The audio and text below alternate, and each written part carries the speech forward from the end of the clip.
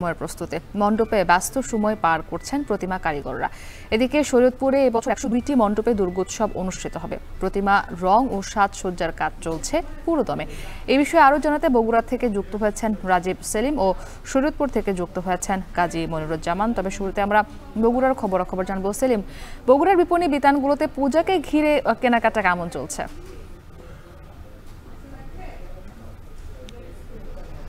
মুক্তি সনাতন ধর্মাবলম্বীদের সবচেয়ে বড় ধর্মীয় উৎসব শারদীয় দুর্গা উৎসব। এই দুর্গাপূজাকে ঘিরে যে আয়োজন আনুষ্ঠানিকভাবে শুরু হয়েছে সেটি গতকাল মহালয়ার মধ্য দিয়ে।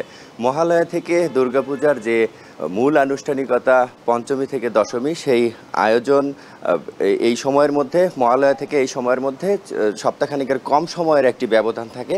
এই সময়ের মধ্যে দুর্গাপূজার সব ধরনের প্রস্তুতি সম্পন্ন করতে হয় ভক্তদের। মন্দিরগুলোতে, মণ্ডপগুলোতে প্রতিমা তৈরির একেবারে শেষ সময়ের যে ব্যস্ততা, সেই ব্যস্ত সময় পার করছেন কারিগররা। এদিকে বিপণী বিতানগুলোতে ভিড় বেড়েছে। বছরের অন্যান্য সময়ের চেয়ে ভিড় কিছুটা বাড়লেও ব্যবসায়ীরা বলছিলেন যে গত বছরের তুলনায় এবছর বেচাকেনা অনেকটাই কমে গেছে। কেউ কেউ বলছিলেন যে একেবারে অর্ধেকে নেমে এসেছে। তবে এই যারা কিনতে এসেছেন, ক্রেতা রয়েছেন, তাদের চাহিদা অনুযায়ী কিন্তু বিভিন্ন ধরনের পোশাক বাজারে এসেছে। তার মধ্যে one piece, three piece, tops, sari এগুলো সবচেয়ে বেশি বিক্রি হচ্ছে। থ্রি পিস বিক্রি হচ্ছে ২২০০ টাকা থেকে ৬-৭ হাজার টাকা পর্যন্ত, টপস ৯০০ টাকা থেকে ১৬০০ টাকা পর্যন্ত বিক্রি হচ্ছে। তাছাড়া সাদা এবং লালের যে শাড়ি, সেই শাড়ি বিক্রি হচ্ছে ১৩০০ টাকা থেকে ১০,০০০ বা তারও বেশি টাকায় বিক্রি হচ্ছে। ওয়ান পিস ১২০০ টাকা থেকে ৩,০০০ টাকা পর্যন্ত বিক্রি হচ্ছে।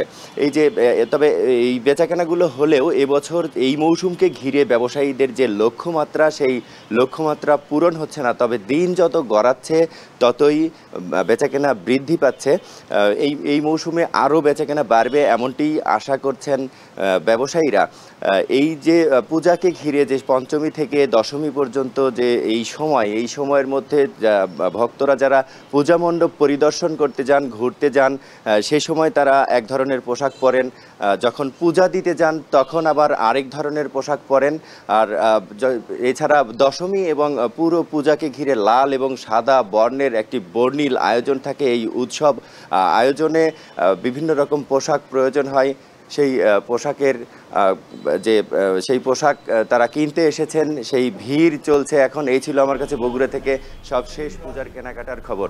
মুক্তি, বগুড়া থেকে এবার আমরা শরীয়তপুরের খবর জানবো। মনির, শরীয়তপুরে পূজার সার্বিক প্রস্তুতি কেমন দেখছেন? এবং যেহেতু এখন বৃষ্টির মৌসুম, বৃষ্টি হচ্ছে, তো সেই দিক থেকে বৃষ্টির কারণে যেন পূজায় কোনো বিঘ্ন না ঘটে, সেই দিক থেকে মণ্ডপগুলোতে কোনো প্রস্তুতি নেওয়া হয়েছে কিনা? হ্যাঁ মুক্তি, আপনি যে কথাটি বলেছেন, বৃষ্টি কিন্তু কিছুটা বিড়ম্বনার সৃষ্টি করেছে এই পূজা আয়োজনকে ঘিরে। আমরা দেখছি যে বাইরের যে সাজসজ্জা, সেক্ষেত্রে কিন্তু আসলে সাজসজ্জা থেমে গেছে। বৃষ্টি আবার কমলে তারা শুরু করবেন এমনটা দেখছি। তবে ভেতরের যে প্রতিমার রং করা বা প্রতিমার সাজসজ্জা, সেগুলো কিন্তু মণ্ডপে মণ্ডপে চলছে।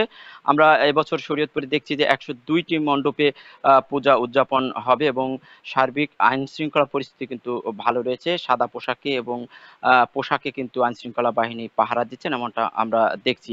আমি এই মুহূর্তে রয়েছি শরীয়তপুরের ভোজেশ্বরের মসুরা পূজা মণ্ডপে, ঘোষপাড়া মসুরা পূজা মণ্ডপ, যেখানে যে উৎসবের একটি বিশেষ আবহ তৈরি হয়েছে। এখানে দুর্গার যে নবরূপ রয়েছে, সে ৯টি রূপে এই মর্তে এসেছিলেন। সেই ৯টি রূপ নিয়ে, তার অবতার নিয়ে কিন্তু তারা প্রতিমা তৈরি করেছেন এবং প্রতিটি কিন্তু সাজসজ্জার কাজ প্রায় শেষ পর্যায়ে আমরা দেখছি।